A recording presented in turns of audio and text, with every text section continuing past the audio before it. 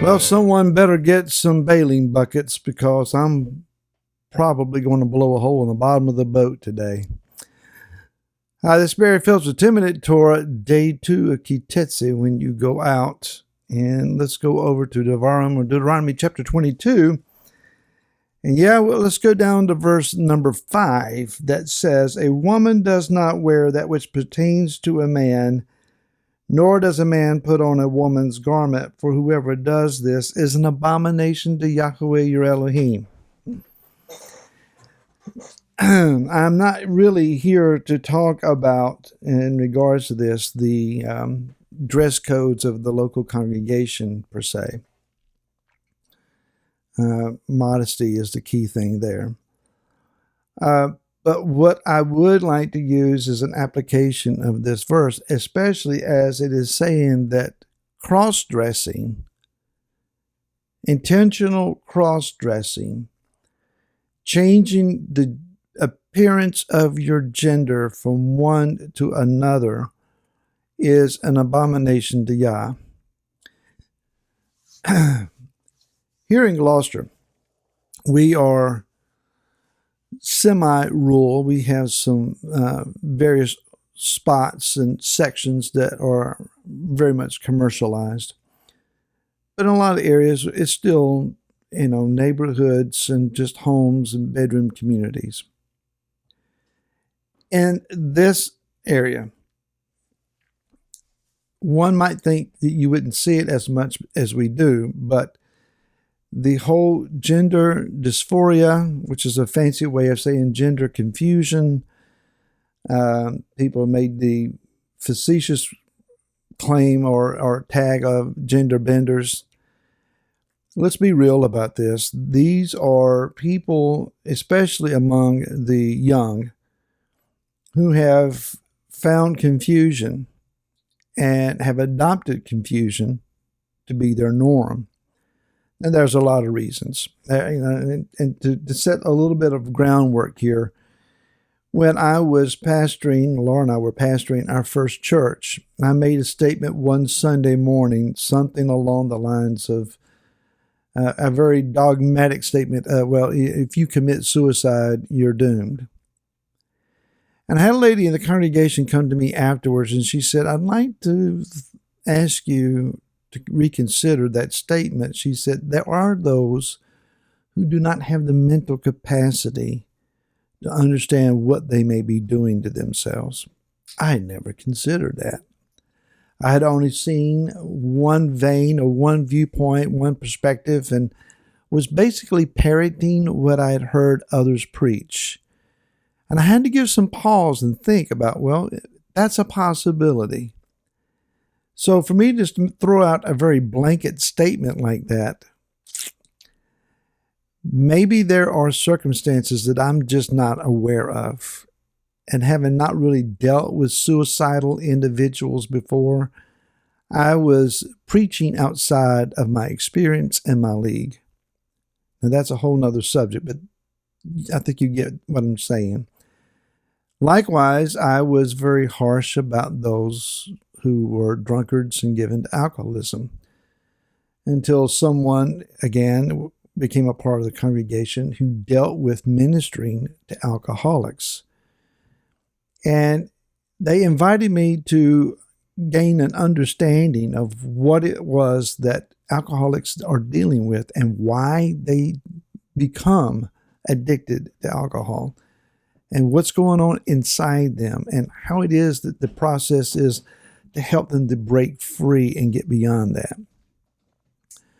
So we preach and declare things very dogmatically at times without understanding the life and the experience and the heartache and the hurt that fosters the trendy sins that we seem to encounter.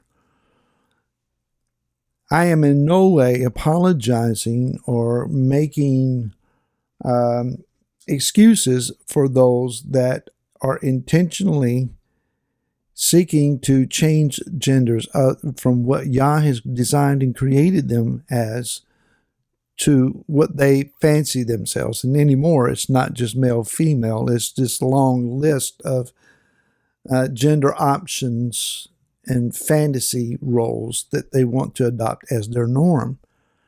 What is this, and where did this come from? Well, before we point too fast a finger, let's go back to the latter part of the 1960s and up through the middle part of the 70s, and remember that men who used to wear their hair very short chose to grow it out rather long. And there was a whole lot of sneering remarks. Is that a woman or is that a man? And sometimes you just couldn't tell until you really got up close and began to talk to them. So it's not as far beyond our previous understanding as we might remember. That said, what are we dealing with here? One, we're dealing with an indoctrination into our society where there is an intentional agenda on some levels to bring in a great confusion into the lives of even kindergartners and the little ones, so that they misunderstand who they are, and they're brought into conversations that they're not ready to have. Little boys who play with trucks, but then will play Barbies with their sister. Well, you're confused. Well, no, he's just being a kid. And little girls who are tomboyish and want to do what their older brothers are doing. No, they're not confused. They're just being little girls who have older brothers. What has been considered norm, and people just process beyond it and become who they're designed to be, now that's used as fodder for something else. Yah ultimately says that this attempt is an abomination to him. And why would he be offended at that level? Because Yah created us as male and as female. And his perfect design for us is revealed to us as early as at birth. Yah designed in us certain inclinations and thought processes, and whether we are more feminine in our approach to life or masculine in our approach to life. But let's remember that Yah is neither feminine nor masculine, but everything that is feminine and masculine comes from him. The source of man's masculinity is in Yah, not in his ooh-rah upbringing, perhaps, but from Yah. And a woman's femininity comes from him as well. Her particular perspective of life. And it is in the male and the female, the masculine and the feminine being in balance, that the world is in balance. And the continuing of life and the progressing of generations continue.